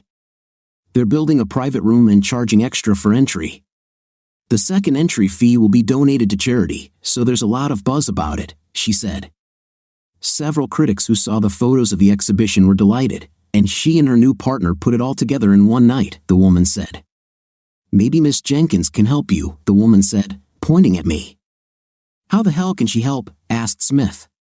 The woman turned around and started to leave the room, stopping only when Smith loudly asked, Where are you going? I don't have to put up with this kind of treatment from you, Mr. Benson. I don't work for you, I work for the firm, she said sharply. I'm sorry, Smith said. Please, I'm just upset. Forgive me, he whined. Well, Miss Jenkins, your husband is supervising the construction of a special exhibition room, she said. They probably need a good contractor to make sure they do everything Amanda wants, she continued. He's so cute, she said, smiling at me, and then walked away. It seemed like everyone but me saw that my husband was special. I thought, he's so sweet, Smith repeated after the woman left. If he's so damn cute, why did he do this to me? Okay, go out there and try to find out all the information you can get from Lil Abner, Smith said. I'll go and try to get back into that good graces. If there's money to be made here and we can pull it off, we'll come out on top, he said angrily. I went to an art gallery on the east side of town where there was going to be an exhibition in 3 days. There were a lot of cars around the venue, and people were running around looking busy. I walked up to the door to enter and was stopped by security. What do you want? The place is closed to the public, said a very cultured-sounding man in a tight suit. The suit was tight because the man was a giant. I'm from the agency that represents Miss Anderson, and we need information, I said, showing my badge. Miss Anderson is out of place, the man said. Can I see Rafe Jenkins? I asked. Mr. Jenkins is very busy, the man said. Tell him it's his wife, I said, showing my badge again. He looked at it, then gave my badge to the other giant man, who spoke to him briefly and left. The second man looked at me as if he was waiting for me to move so he could crush me. As I waited at the counter, I reflected on the irony of the situation. I neglected my husband and pushed him away from me, betraying his love for me in the worst possible way. I did it because I wanted to be like Smith, and I thought Rafe just didn't fit into this world. And now I had to wait, begging him to agree to meet with me. A few minutes later, the first giant returned, his expression giving me no information. He politely returned my badge and smiled, wishing me a good day. When I moved towards the door, he blocked my passage. Mr. Jenkins doesn't want to be disturbed, he said. But I faltered. I was getting ready to start pleading with him when I watched as a teenager pulled up and got out of the car with bags from Burger Queen and entered the building. Rafe apparently ordered lunch. I started again. Have a nice day, ma'am, the guard repeated more firmly, gritting his teeth. While I was leaving in a depressed state, a car drove up to the entrance. It was a brand new 2011 Shelby GT 500 Mustang convertible. The car was so loud that the sound of its exhaust drowned out the stereo. A small woman jumped out wearing a long blue tuxedo shirt with a green t-shirt underneath, pink sweatpants, and purple fuzzy slippers. Her face was angelic and radiant. It was Amanda. Only Amanda could dress like that in public and get away with it. Cool car, Amanda, said the giant. It's not mine, she smiled. It's a gift from my new partner. Amanda disappeared into the building. If she saw me waving to her, she didn't think much of it, but I'm sure she saw me. This meant that Smith's conclusion was correct. He was excluded for some reason. I wondered why I was excluded too. At least I had some information for him and an idea to talk about later. When I returned to the office to compare notes with Smith, he was in a terrible mood. He looked worried when he saw me entering his office. And what did Red-Faced Joe say? He asked. I visibly tensed when I heard him mention Rafe. I couldn't get to him, I said quietly. What Smith flared up, we pay his damn checks. How dare he refuse to meet you, and you're his wife, he barked. No wonder you're so crazy about me. What did Amanda tell you? Her PA told me she was busy, Smith snapped. Have you tried talking to her on the phone? I asked. The PA answered all her calls and told me she went out and called her personal cell phone, Smith said tensely. So, you called? I asked again. I don't have that number, he said mockingly. It seems like with all the increased publicity surrounding the new material, only those she deems important to the show are getting the number. People like Brandon, who I won't call. You saw how it would be, her head of security has a number, her assistant has a number, her new partner has a number, Smith said sharply. Your damn husband has a number. Well, that brings me to my idea, I said. Do you have an idea? Smith said incredulously. I wondered if he thought I was so stupid. Why did he hire me? Yes, I said firmly. All artists and performers have managers and agents, right? Yes, of course, said Smith. Who introduces her new partner? I asked. I don't know, said Smith. I could see the wheels turning in his mind. He reached across the table and pulled me towards him. He started trying to unbutton my blouse while we were sitting there. I pulled away as if I had another idea. That was a good thing because the door opened and Brandon walked into the office. Smith turned pale when he saw Brandon. I don't think we've met, Brandon said politely, holding out his hand. Brandon Benson. This is my assistant, Kathleen Jenkins, Smith introduced formally. Ah, Jenkins, any connection to Mr. Rafe Jenkins? Brandon asked. He's my husband, I said. Brandon looked at me much more closely and then simply said, interesting. It suddenly occurred to me that he had seen me before or knew something that I didn't know. Would you excuse us, Miss Jenkins? Brandon asked. If you haven't picked out a dress for tomorrow's show or need to do something about it, it might be worth taking a half day off to do so, he said. I didn't know I was going to the show, I said. Oh yes, you really should be there, he said. I have a feeling you'll be there one way or another, so why not look your best, he added. As I closed the door, I heard Brandon's voice change as he started yelling at Smith again. Perhaps he was so cruel to Smith because they were related. Smith was probably the black sheep of the family, and they expected the best from him and were harder on him because of it. But his idea was good. I really needed to look my best if I was going to the show, especially if there was a possibility that Rafe would be there. I didn't think he would. After all, he was just the head of a team of contractors, just an employee. But maybe he'll be there working, and if he sees me dressed up like this, he'll know he still loves me. Then I could promise him that I had changed and that things would be much better between us. Amanda, I don't want a suit, I complained. But this is the one you need, she said.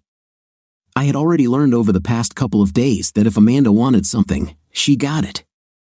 This morning, I got my hair cut not at a reputable barber shop but at one of those fancy salons where they serve cappuccino and all that. Although I must admit that my hair and face looked much neater, my scruffy half-shaven beard was gone, and my beautiful face was as clean as a baby's. And Amanda hid my car, she said. I could pick her up after the show. This was the way she convinced me to come on the show in the first place. Now I was driving her around in an amazing car. This was a Mustang that had to be seen to be believed. It was a midnight blue Shelby GT 500 convertible. Honestly, I didn't even miss the truck while I was driving it. Being with Amanda took my mind off all my problems with Katie. Her lawyers worked with mine to make sure everything regarding the divorce would go smoothly. She, with her artistic nature, made sure that I could take revenge on Smith without resorting to violence again and at the same time avoid prison. It was also a longer-term revenge that turned out to be much more satisfying. He took the most important thing from me, my marriage, and destroyed it, so he took what was most important to him and did the same. But back to the suit, Amanda. George says he never wears suits, even when he met the president, I said. Okay, Rafe Jenkins, when your band sells $50 million worth of records, you can stop wearing suits too, she said with a smile. But for now, this is your first show as an artist, and you need to make a good impression. This costume will look perfect, complementing our overall performance. The blue of the suit really brings out the light blue of your eyes, she said, looking at me. "I am an artist," I said. "When did this happen?" "The day you set the art world on fire by completing my paintings," she said. "Why else do you think we did all this?" she asked. "I thought I was working as your driver to pay you back for ruining the paintings," I said. "I thought that was why you made me drive your car, Rafe Jenkins. You're amazing," she said, laughing. "What's so funny?" I asked. "It's not my car," she said. "It's yours." "My car," I said. "I can't afford a car like this." "Your share of our first painting will more than pay for the car," she said. "If not, this will be my gift to you. Now, try on the jacket." "No ties, Amanda." "I won't wear a tie." The night before the show seemed ominous. Now, I understood what my high school teacher meant when he talked about the sword of Damocles hanging over someone's head. My last-minute dress was perfect. It was a shade of green that complemented my blonde hair. My back was exposed all the way up to my waist, so there was no chance of wearing a bra under my dress. The front part was very deeply carved. Rafe always said that I had an open chest, and I show it when I wore these dresses. I was hoping he would be there tonight to see them. Even if he couldn't forgive me right away, I was going to play all my cards. I just needed my husband to come back. If he wants, I'll quit, and we can go home and just start having all those kids he wanted. Whatever it takes, from this night onwards, my main priority will be him. When I bought the dress, I noticed something. Maybe it was the onset of middle age or my sedentary lifestyle or just eating too much rich food, but I was larger than average and had to let the dress out. The seamstress also added elastic in the middle to help tighten my belly. My butt had never been my defining feature, but now it was a little lower than before and less firm. It didn't matter that I was going to the gym tomorrow. I looked good tonight. Smith picked me up in a limousine. He gave me the bored rich guy look that I initially thought was so cool. You know how some people can get together or do the most exciting thing and brush it off like they're not having a good time? They act like they're too cool for the room. Well, tonight, after seeing him up close, I wonder what I even saw in him. I mean, how stupid I was. He's 50, he's balding, I'm stronger than him, and he's boring. He doesn't care about me and uses me like a thing. For this, I abandoned my young husband who worshipped the ground I walked on. When he closed the partition in the limo and reached for my chest, I pulled away from him. His time was up, but he just didn't know it. He sulked for the rest of the trip, and I could tell he was on edge. Not having a night before a performance was the least of his problems, and he knew it too. We were both hoping for a miracle, but it wasn't necessarily the same thing. Our first problem came when we got to the venue and didn't have VIP passes, which meant that even though we arrived early, our limo couldn't pull up to the building. There were TV crews and reporters filming and photographing actors, rock stars, art critics, etc., who had VIP passes. We ended up having to walk almost 4 blocks and then go through the side entrance. From where we were waiting to enter, I could see a few people I saw on TV and stuff. I even thought I saw George Solomon, the leader and lead singer of Rising Rocks, my favorite band. With him was a 6-foot-tall, 120-pound Swedish supermodel. I didn't have a chance to look because there was a distinct rumble, and people started screaming. Then, out of nowhere, a dark blue Mustang came into view. The top was down. The valet opened the doors, and Amanda stepped out and removed the beautiful blue silk scarf she wore to protect her hair. Her hair was combed back and shiny. Every time the light fell near her, you could see its reflections. Her makeup was flawless, but not too flawless. The dark blue eyeshadow matched her dress and that damn car. Her dress was raw silk and beautiful, following her every curve, highlighting what she had and hiding what she didn't. Her breasts, although small, were clearly visible. Her 5th place, although fully covered, was clearly present. Her every step served only to notify the audience that she was there. The dress was several inches longer than mid-calf, but the daring slit at the back offered a tantalizing look. With the exception of a small window at chest level, the woman was completely covered from the neck to just above the ankles. It was clearly her show, and everyone could see it. When I saw Amanda's escort, presumably her mysterious new partner, alarm bells started ringing in my head. I only saw him from behind when he got out of the car and lovingly took Amanda's hand as if it were the most precious thing he had. She looked into his eyes with complete devotion. No one else mattered here except the two of them. I was surprised when George Solomon ran up to them and patted his new partner on the back, and then they began playfully boxing with each other for the reporters. They were obviously having a good time here, unlike some people, I thought, looking at Smith. These people knew how to live. Amanda's new partner was probably more than just her partner. He was friends with rock stars and God knows who else. His hair was cut just right, and his suit had a very long jacket, almost like a frock coat.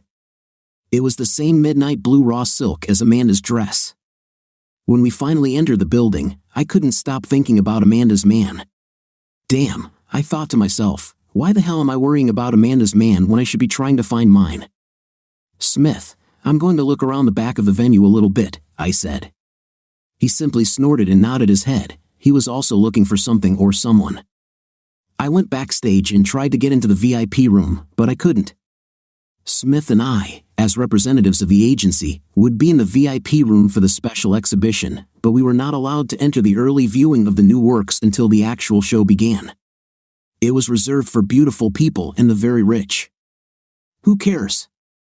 I'm tired of rich people, I muttered. I tapped one of the guards on the shoulder and asked him if any contractor employees would be on site that evening in case of an emergency. He said almost all of them would be. He also told me that I could find them downstairs on the lower level, playing cards and laughing at their boss. I wondered why they were laughing at my husband, but they were probably just a group of good-natured guys making fun of Rafe for his nervousness before the show. I failed him again because I was so busy with my own problems that I didn't consider that this was his dream. This was what he considered success, having his own contracting business and doing important things like tonight. And I wasn't here to share it with him. I went downstairs and received several whistles and shouts about my dress. I smiled despite everything. It's always nice to be appreciated. I wondered again what Rafe would think when he saw me. I looked around, but I didn't see him. Hey guys, is Rafe Jenkins here? I asked. Not down with the workers this evening, answered one of them. Yeah, Rafe is doing his other thing, added another. They all laughed. When I left, I heard them talking about me. Damn, Rafe won all the women tonight, one of them said. And all kinds, added another. That's my type, I like him. I returned to our section and watched as people continued to enter. Most of them looked at Amanda's paintings. They were beautiful, and most of them had already been sold, although the show in the other room had not yet started. I approached Smith. What's wrong? I asked. What? He barked. You couldn't find Barney F. I didn't say a word. I just stood there and viewed Rafe as worth 1,000 Smiths. I was just thinking about how glad I was that Rafe had tackled that idiot to the ground when a voice over the loudspeaker announced that the special show was about to start. All those present with tickets to the VIP event lined up at the entrance to the inner room, showed their tickets, and went inside. The room was organized differently. Unlike many of the paintings in the other room, there were only 7 paintings here. These paintings were covered, so we couldn't see them. I almost stopped breathing when I saw George Solomon sitting in the front row, which was partitioned off. Apparently, even the VIP room had different sections. I wondered how much money it cost to sit in that front row. The presenter began to speak. That's often what separates a great artist from a merely good one, he said, then paused. It's the ability to put emotion into their work and the ability to reach their viewers. These artists have the ability to make people react and experience personal feelings when they look at a painting or see a sculpture or hear a song, he said. Artists like this come along very rarely, he continued. I saw hundreds of camera flashes and video cameras trying to get the best angle. The doors were left slightly open, and people outside peer in. I knew this was intentional because all 4 doors to the room were similarly half open. This should have made those outside wish they were here twice as much, and those here now would remember it forever. Smith seemed to be trying to stay as far away from me as his chair would allow, which was strange, even for him. He usually went out of his way to show other men that we were together. Tonight, the announcer continued, we have the privilege of being here to present the latest work of one of these extremely talented artists who herself is at a crossroads in her career. I present to you the one and only Amanda Anderson." When Amanda's small figure appeared on stage, all eyes in the audience turned to her. She walked up to the podium holding flashcards in her hands. It was almost like being at an awards ceremony where she had a lot of people to thank. She exuded confidence, her every move was photographed and would be the talk of water coolers around the world tomorrow. She smiled widely, causing another flurry of flashes, then stepped out from behind the podium so she could once again be photographed from all angles. Shouts of Amanda echoed throughout the hall as everyone there tried to get her attention. "Tonight, I offer you my latest and greatest works," she said in heavily accented English. I had heard Amanda speak a few times and knew that her accent wasn't usually that strong. She clearly played the exotic French artist trope to the extreme. "Tonight, I will show you a complete artistic experience that will provide you with raw emotions in several paintings. But before we begin the auction, I must invite to the stage some of the people who supported us and made our presence here tonight possible," she said. "From the Benson Management Agency, please Brandon Benson, Smith Benson, and Kathleen Jenkins, come to the stage," she asked. I couldn't believe Amanda mentioned my name. I stood up as if in a trance and headed towards the podium. Smith smiled from ear to ear. He gestured toward the cameras and whispered to me, "This is giving us recognition." That might be a good thing.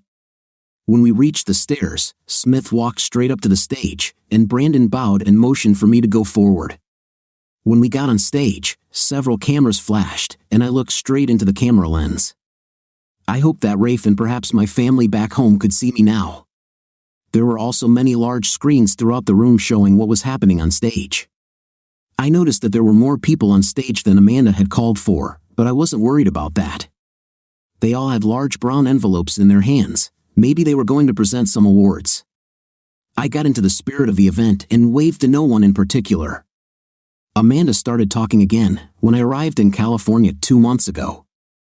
Smith turned pale when she said, 2 months ago. We thought she had only been here a week or two. This was probably part of the reason she was unhappy with us. I was upset, Amanda continued. My career was at a standstill, and I didn't know what to do next.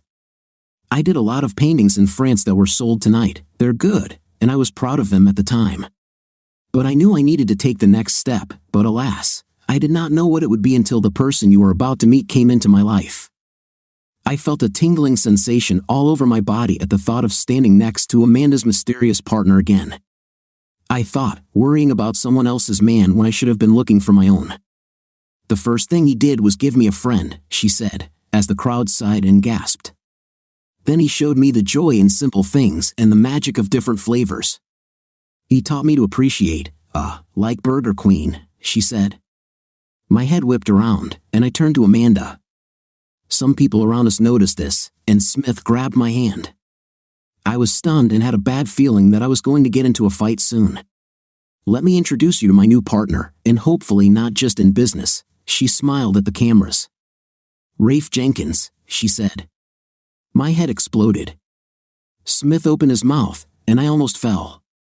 At the same time, Brandon nudged Smith and nodded toward a short, plump woman in a rumpled suit with wrinkled stockings on the other side of the stage. Smith noticeably paled, and I swear I could hear his heartbeat. My husband Rafe walked onto the stage smiling. He looked better than ever. His hair looked like $1 million, his scruffy beard was gone, and his handsome face was smooth. Those steel blue eyes lit up the room, and they seemed to see only Amanda. Then I saw him give the okay sign to George Solomon and stand next to Amanda. He didn't even spare me a glance. I tried to start moving away from the podium, but I was pinched on both sides. Rafe taught me to add raw pain and emotion to our art, she said. As soon as Amanda said this, Rafe raised his hands. I noticed two things immediately. As Rafe raised his hands, the curtains covering the paintings slowly began to rise, and the coverings on the floor receded. The second thing I noticed was that when Rafe's hands dropped, Amanda took his hand. Smith turned to look at me when I heard a growl, then I realized it was me. The crowd screamed as one, a picture unfolded before us, both grotesque and stunning. She was powerful, beautiful, and a mess all at once. There was a long, almost too long moment of silence, then the crowd rose to its feet as one and began to applaud. Amanda had tears in her eyes, and the cameras loved it. I couldn't believe this. This is art? What the hell? Some of the paintings weren't even finished. They were of me, Smith, and us together. There was one that appeared to be a Burger Queen employee, and there was that same rumpled little woman standing at the other end of the stage. There were paint splatters on all of them. Some had many colors, others only one color. I didn't understand this, but every time I looked at them, it captured my heart. Watch if you like, Amanda began, a play of broken love about a faithful and loving man whose wife willingly gives herself to a man who isn't even worthy to kiss his fifth place, Amanda blurted out angrily. See also The Worm's Wife. Feel her pain, feel her sadness as her love is rejected for the last time.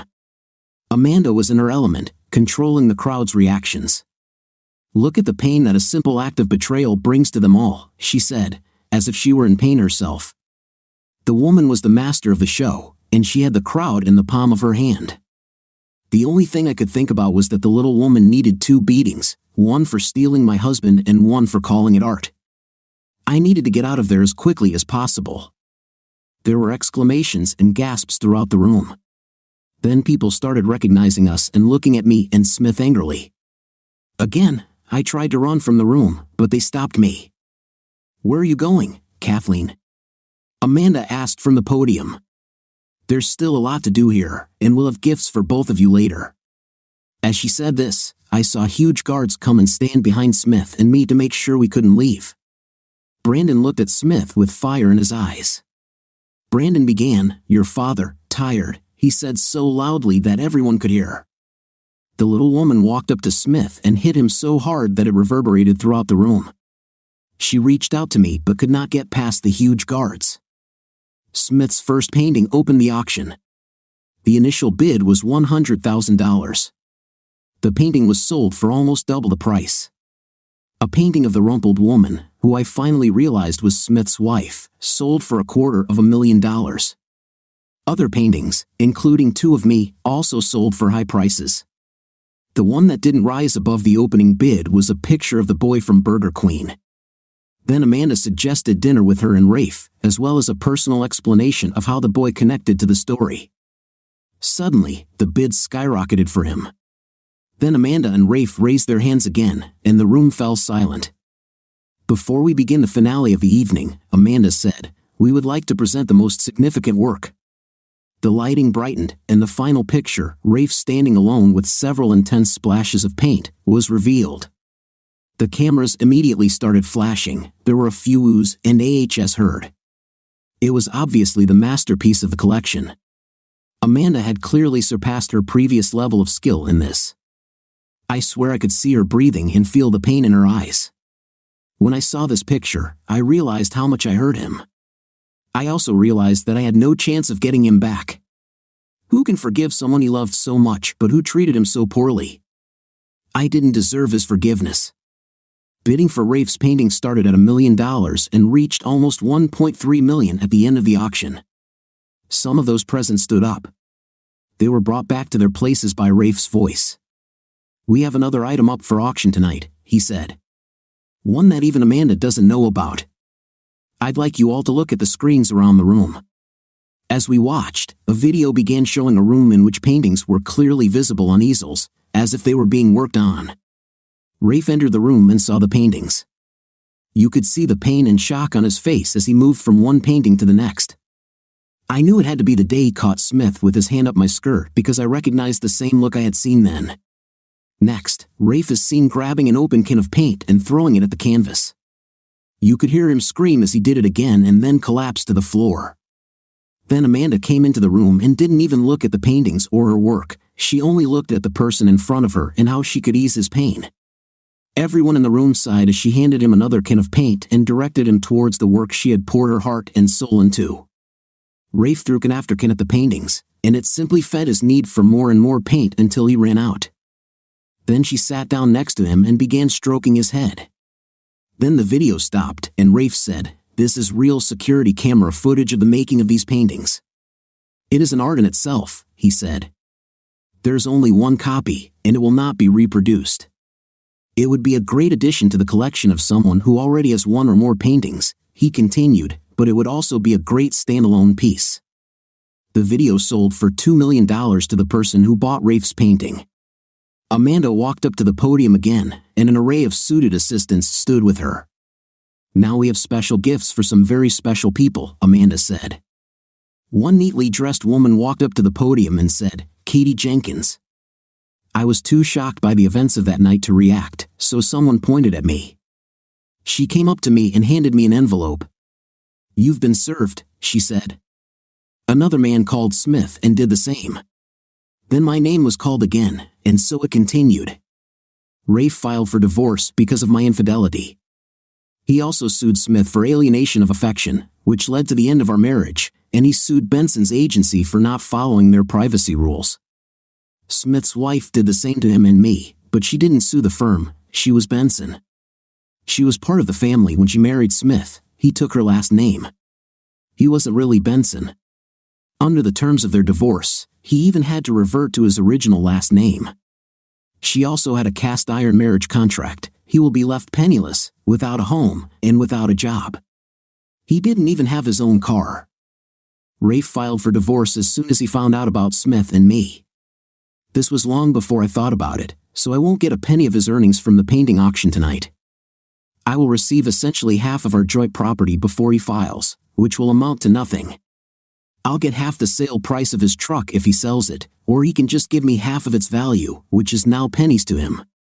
Over the next few weeks, I tried to talk to Rafe. He refused. His lawyers made it clear to me that if I contested the divorce, even though they couldn't legally do so, they would post all the photos and videos they had not only online but also send a copy of the file to every person in my hometown, including my parents. I signed the papers. I thought I'd be able to talk to Rafe when he came to get his things, but he never came. I saw him and that little French homewrecker everywhere on television and in many magazines and newspapers. Rafe lived the life I always wanted and more, just without me. I fell into a deep depression and stayed there until the money ran out. Then I decided to do the only thing I could, return home. I called my father, and he was cold to me on the phone. It turned out that Rafe's lawyers didn't even need to release the files. The art show was broadcast around the world. Clips of him were everywhere on the internet. Of course, they didn't show any pictures of Smith and me, but everyone knew the story. I could never show my face anywhere again.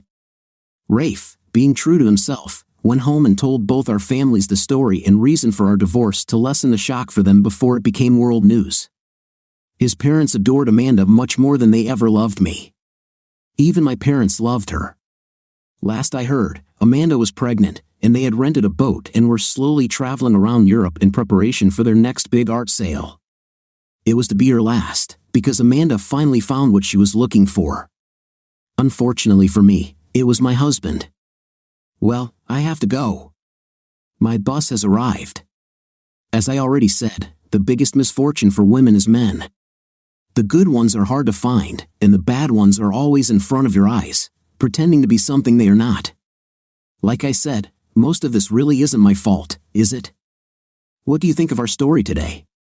In my opinion, the story came out quite interesting, as if describing a real story from the life of some girl or woman. What do you think? Write in the comments. See you in the next video.